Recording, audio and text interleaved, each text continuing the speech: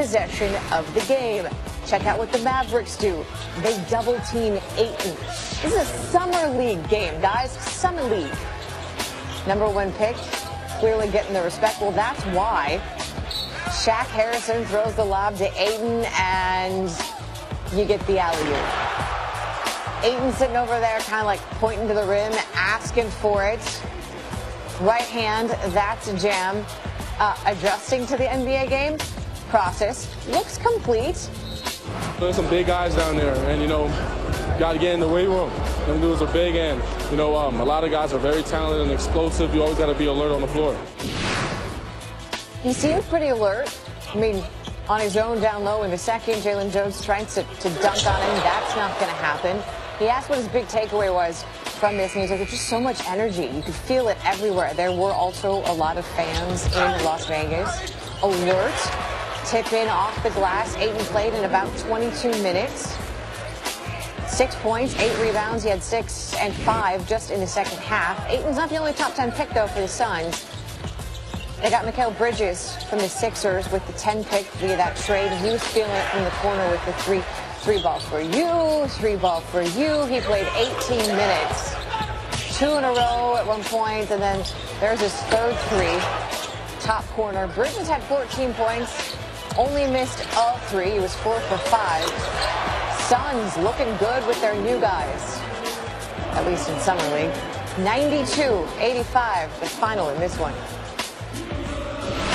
As you said, Mavs #3 pick, Luka Doncic, still waiting for his release from Real Madrid. So he isn't playing yet, but he is practicing with the team. You see that there. They'd actually like to have him. There's a possibility he doesn't play any Summer League games at all, but since he isn't playing, he had time to chat with Doris Burke and Mark Jones. So you've played professional basketball since you were 16. You, in such a short time, Luka, have been able to achieve so much. What most excites you about your first opportunity, whenever that comes, whenever you get your release to play in the NBA? I mean, to play against all these superstars like LeBron, he's my favorite. But all the players, like Harden, Chris Paul, everybody. There's so many good players, and I'm just excited to be here and to play against them. Did you see Markelle Fultz in the background, like waving, saying, "Hi, Mom"? That was maybe the best part of all that. It's very cute. Let's take stock of what Doncic has already accomplished. He won the 2017-18 EuroLeague MVP, becoming the youngest player to win the award at age 19, and then went on to guide Real Madrid to that league's title as well as the Spanish League title. Accomplished young man. More Summer League.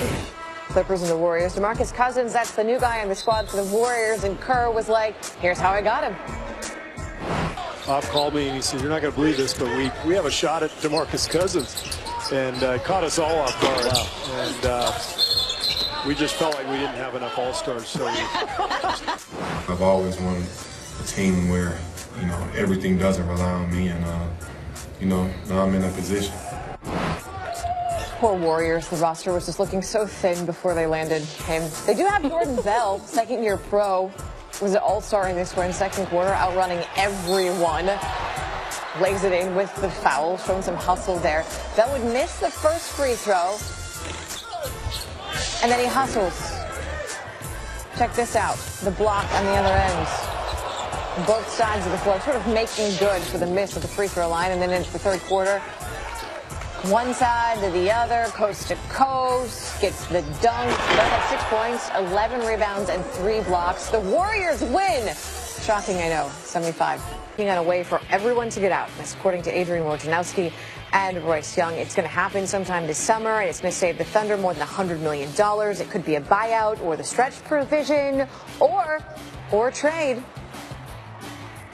The Houston Rockets are the team you need to watch out for when it comes to Carmelo Anthony. Remember, he was supposed to be there last year. If only the Knicks had taken Ryan Anderson off of the Houston Rockets' hands. Not to mention the fact that Trevor Ariza is gone. He's not going to be a Phoenix Sun. So if you're the Houston Rockets, you desperately need a Carmelo Anthony. Somebody who can shoot, somebody who ain't going to go 0 for 9 from three-point range, somebody who's going to feed better off of the facilitation of Chris Paul and James Harden. Not to mention somebody who's got something to prove. And oh, by the way, did I bring up the fact that in the city of Houston, in the state of Texas, there are no state income taxes? That would mean more money in Carmelo Anthony's pockets than if he went to Los Angeles, California, and had to pay those taxes. It might not matter to most of you, but it matters to him.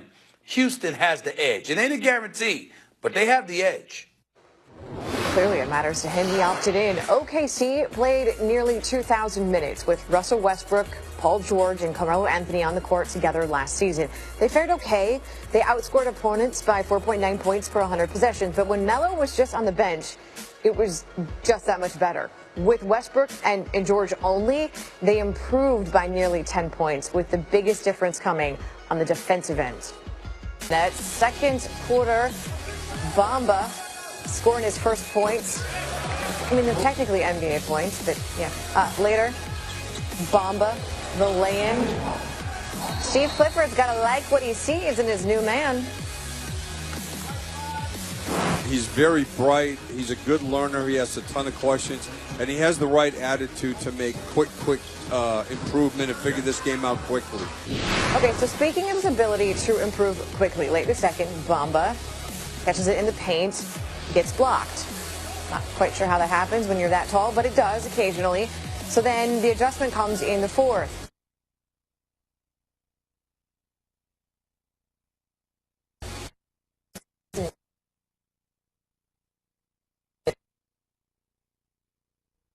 On defense, Bamba loses sight of the ball, trying to get the block on Jordan McLaughlin, but then it's not going to happen again. Sees Theo Pinson and gets it done.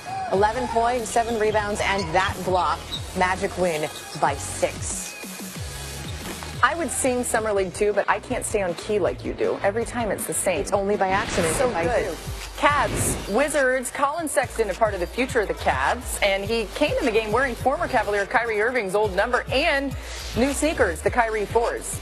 But Cleveland, it's a new sheriff in town.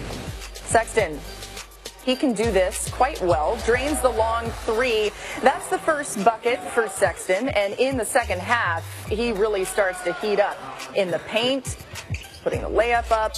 He flexes, few possessions later, getting the pass in the paint, able to put it in. And Sexton here pulling up, connecting with the jumper. He likes it, but there was a scary moment in the third. Here's Sexton driving into the paint, creating contact, and doesn't get the layup to go. He twists his ankle if you look at it again. So Coach James Posey decided to take him out of the game. He did return in the fourth. Cavs win it 72-59. We've got you covered with 5 Summer League games today, beginning at 3:30 Eastern with the Spurs and Pacers on ESPN2. Trae Young will be in action at 5:30. We'll see if he can get things going in Summer League play. The Hawks taking on the Knicks there. And the marquee matchup of the day takes place at 7:30 Eastern as the top 2 picks from last month's draft square off, DeAndre Ayton and Marvin Bagley. We won't throw pencils at you, or maybe we will, but we will review your week. Erasers feel better when they hit you. In other news, LeBron signed with the Lakers. Not sure if you heard. I did hear small talk of that. And then there was all this talk of the Lakers getting LeBron and then signing another stud to create a new super team. And in reality, how do you like some LeBron with a side of JaVale McGee? Lance, let me blow in your ear, Stevenson. Rajon Rondo makes total sense, except wait, didn't they pick Lonzo Ball with the number 2 pick in the draft like a season ago? Vegas like it because LeBron. BC, the Lakers were 20-1 to win a title. AD, 5-1, third best odds to win, only behind the Warriors and the Celtics. Win a title in the next 4 years, just so happens to be the length of LeBron's contract, by the way. 2-1, in case you're into that sort of thing. So why might the odds be ever in the Warriors' favor? Well, Boogie Cousins made non-Warriors fans curl into the fetal position when he signed with Golden State, meaning they will literally start 5 All-Stars next season. Boogie making a cool $5.3 million on this deal probably doesn't care that people are saying he broke the NBA. One reminder, the Warriors were going to be the favorites anyway. Knicks center Enes Kanter tweet game strong. People favorited and retweeted the dickens out of this one. Adam Silver has agreed to a mid-level extension with Golden State. Enes, there's just actually no such thing as a mid-level extension. I think you meant exception, but we'll let that one slide. Options for OKC. Keep a guy who averaged a career-low 16 points a game for you last season, pay him close to $30 million plus the NBA fancy taxes, which means that 16-point player is like a $130 million player. Or do as the Thunder are doing with Carmelo Anthony. According to our Adrian Wojnarowski and Royce Young, figure out a way to cut him loose, like now, sometime this summer. Trade him, buy him out, or stretch provision, because Carmelo isn't worth it. Anthony had a cap hit of $26.2 million last season, the 12th highest in the NBA. That's fine until you compare that to his career low player efficiency rating of 12.8, which ranked 224th. See, you break up because the relationship is broken. So my favorite movie is Wedding Crashers for obvious reasons, these guys. But when someone coming out with a Barbecue Crashers movie, please talk to me. Maybe it should star Donovan Mitchell. He actually crashed 3 barbecues on July 4th, aka a really innovative approach to avoiding grilling his own hot dogs. More on hot dogs in a moment. Is it really crashing if you tweet a warning though? And also, how many sets of eyeballs are required to make it legit? Anyway, can you imagine sitting around your kiddie pool in the backyard just waiting to see if Donovan Mitchell shows up? These people actually had a real pool, and it was clutch on a 100-degree day. By the way, we're actually looking for a pool party to crash in Bristol, Connecticut later today. Any takers, tweet us. I mean, it doesn't have to be Bristol, it could be Farmington. There's a green-faced, unwell-looking emoji to explain what Joey Chestnut did on the 4th of July, or at least that's what I imagine it was what he felt like doing after downing 74 of America's finest in processed meats in a bun. The dude's stomach doesn't make sense. 74 hot dogs in 10 minutes, and no, he didn't actually yak because that defeats the purpose, and it's actually against the rules, and I still don't get it, but let's do the math anyway. Chestnut, who is 34, by the way, took down 7.4 dogs a minute en route to his 11th mustard belt. Does a person who eats 74 hot dogs in 10 minutes really need a belt? Really? Oh, the dog days of summer. This is the time of year where people fall asleep at baseball games, even when they have really good seats. What a spot for a snoozle. Take it from me, if you whisper about them, they won't wake up. But Carlos Gomez might have brought our dear friend Tim out of his deep slumber. Baseball can be an incredibly frustrating game. Exhibit A, Carlos Gomez and the Gatorade cooler. Great dugout etiquette by everybody else to just let that happen, not stare. I would stare, I think. It took a couple days, but Gomez decided to beg for the cooler's forgiveness. There were actually 2 coolers involved, but he only begged for the first cooler's forgiveness. Kisses, cuddles, tweets. It usually works, right? Sources say even after all this love, the cooler is still trying to decide if it will forgive and forget. I hope we can be cool again. Very clever. You break up because it's broken. There was a point in the Nationals-Marlins game Thursday night when the Nationals were down 9 runs. Now, there are football teams who haven't been able to overcome a 9-point deficit, and they can score in increments of 7. Morale was low for the Nats as a team, but Trey Turner is a unicorn because he makes the magic. Turner batted in 8 runs, toddler style. I do it all by myself. Tied the record for the most by a leadoff hitter since RBI became a thing, which was a long time ago, 1920. Turner is also just the 6th leadoff hitter to ever hit in 8. He joins Mookie Betts, who did it last year. Apparently it's a thing. Warm fuzzies from a couple NFL players this week. Yay. Try not to smile when you see this. It won't work. Leonard Fournette's rookie contract is worth $27 million, and he's finding ways to give back. This is really neat. Sometimes Twitter can be good.